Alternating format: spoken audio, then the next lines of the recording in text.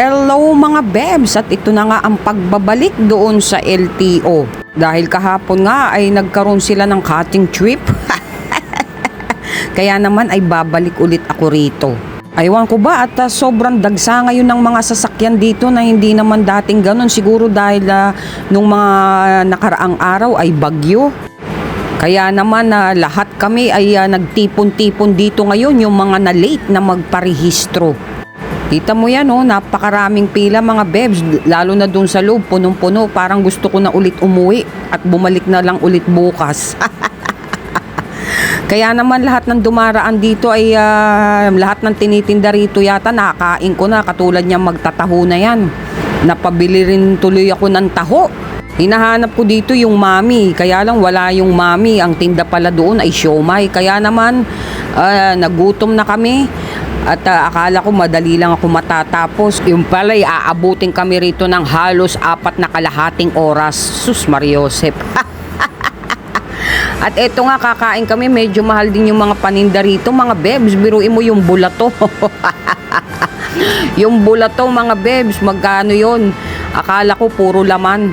Ayun pala ay puro buto. Nilagay pa talaga sa ibabaw yung buto. Ayat yan lang ang kakainin ko, ang torta at ang pusit. Walang kanin. O, kita mo, di ba mga bebs? Ayan, yung nasa ibabaw, puro buto. Sa ewan ko nga, hindi ko malaman dahil lang, para masabi lang na marami. Dahil ang isang order niyan is 180 pesos. Not value for the money for me. Si Habi tuloy, yung gutom niya napunta sa stress. Dahil yung kanyang pagkain, tas matigas-tigas pa, sus Mariosep, iba talaga pagkalutong bahay. Pero kung ako ang may karinderya, hindi ako magtitinda ng ganyan mga bebs. Mahihiya ako kasi lalasahan ko pa lang, at pagpasado sa panlasa ko, malamang pasado na rin sa panlasa talaga ng mga ng mga tao. Hindi yung ganyan, Diyos ko po, napakatigas. Kung pustisong ngipin mo dito at hindi ka pa naka-polydent, malamang tatalsik eh. Ayan panay-ngoy-ngoy ng asawa ko dyan sa kanyang at napakatigas nga raw.